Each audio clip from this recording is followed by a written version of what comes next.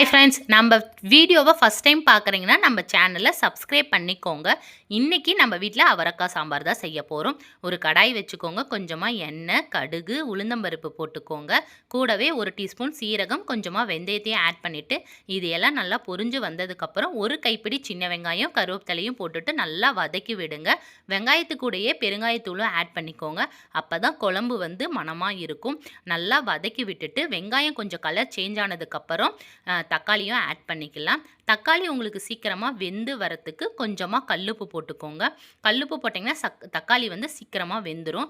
இப்போ தக்காளி வெந்துருச்சு. இப்போ குழம்பு மிளகாய் தூள், சக்தி சாம்பார் தூள் ஒரு டீஸ்பூன் போட்டுக்கிறேன். போட்டுட்டு நல்லா வதக்கி விட்டுக்கலாம். இப்போ பார்த்திங்கன்னா அவரைக்காவை நல்லா கழுவி விட்டுட்டு கட் பண்ணி வச்சுருக்குறோம். அதையும் இது கூட ஆட் பண்ணிவிட்டு ஒரு 5 மினிட்ஸ் நல்லா வதக்கி விட்டுக்கோங்க. வதக்குனதுக்கப்புறம் பார்த்திங்கன்னா நம்ம குழம்புக்கு தேவையான அளவு தண்ணி ஊற்றிக்கலாம். தண்ணி ஊற்றிட்டு நல்லா மூடி போட்டுட்டு வேக வச்சுக்க போகிறோம். இந்த இதிலே பார்த்திங்கன்னா நம்ம பருப்பு தனியாக வேக வச்சு எடுத்து வச்சுருக்குறோம்.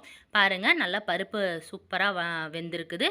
இப்போ நம்ம கடைஞ்சி வச்சுக்கலாம். இப்போ காய் பார்த்திங்கன்னா நல்லாவே வெந்துருச்சு. இப்போ நம்ம கடைஞ்சி வச்சுருக்கிற பருப்பை எடுத்து ஊற்றிக்கிட்டு நல்லா கொதிக்க விடுங்க. கூடவே கொஞ்சமாக தண்ணி ஊற்றிக்கலாம். நல்லா லோ ஃப்ளேம்லேயே வச்சு கொதிக்க விடுங்க. காய் வெந்ததுக்கு அப்புறமேட்டு தான் புளி ஊற்றணும். இப்போ புளியும் ஊற்றிட்டு ஒரு 10 நிமிஷம் சிம்லேயே வேக வச்சுக்கோங்க. நல்லா இப்போ எண்ணெய் பிரிஞ்சு வந்ததுக்கப்புறம் கொத்தமல்லி தழை போட்டுட்டு ஆஃப் பண்ணிடலாம். இந்த வீடியோ பிடிச்சிருந்தா லைக் பண்ணுங்கள், ஷேர் பண்ணுங்கள், சப்ஸ்கிரைப் பண்ணுங்கள்.